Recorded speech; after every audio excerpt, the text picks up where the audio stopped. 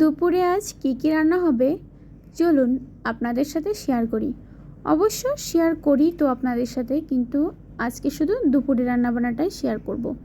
Hello everyone, কেমন আছেন সবাই?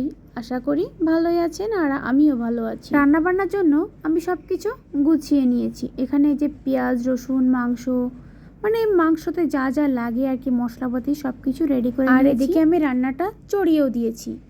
আজ রান্না হবে চিকেন, মানে মুরগির মাংস যেটাকে বলে, আর হচ্ছে আলু করলা ভাজি, আর হবে হচ্ছে তেঁতুল দিয়ে মুসুরের ডাল। এই গরমে আসলে মাছ মাংস কিছুই খেতে ভালো লাগছিল না, আর সাদা ভাত। তা কয়েকদিন পর পর আর কি নিরামিষটা খেয়েছি।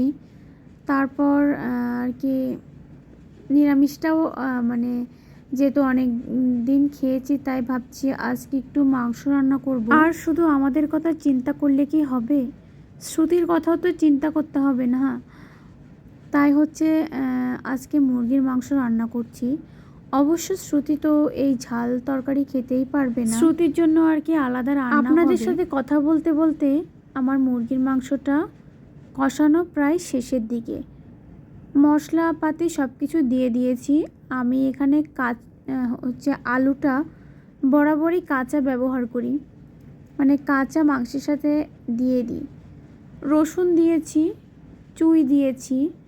তো এই তো কষানোর পর জল দিয়ে দিয়েছি। এদিকে আমার রান্নাবান্না শেষ হয়ে গিয়েছে।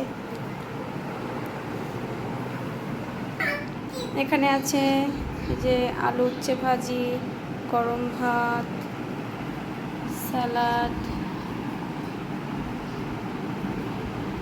আর হচ্ছে আমি সব কিছু রেডি করে নিয়েছি দুপুরের খাবারগুলা। এই যে তেঁতুল দিয়ে ডাল রান্না করেছি, আর হচ্ছে আলু উচ্ছে ভাজি করেছি, তা তো তোমাদের সাথে দেখিয়ে দিয়েছি। আর এই যে শ্রুতির বাবা খাচ্ছে, খেয়ে বলছিল ভালোই হয়েছে। আর যে গরম পড়েছে, এই গরমে আসলে প্রত্যেকদিন একটু তেতো খাওয়াও ভালো। আমি সব সময় চেষ্টা করি আমার বাসাতে প্রত্যেক দিন আর কি একটু তেতো খাবার রাখার জন্য। যেমন আলু করলা সেদ্ধ দিয়ে মাঝে মাঝে ফ্রাই করি। দেখলেনি তো শ্রুতি সবসময় দুষ্টামি করে। তো যাই হোক, ছোট বেবি কিছু বোঝে না, ও তো দুষ্টামি করবেই। আবার ছোট বেবিরা দুষ্টামি না করলে আবার ভালোও লাগে না। যাই হোক, আজকের ভিডিওটা এ পর্যন্তই। সবাই ভালো থাকবেন, সুস্থ থাকবেন, আর পরবর্তী ভিডিও দেখার আমন্ত্রণ জানাচ্ছি সবাইকে। টাটা, বাই বাই সবাইকে।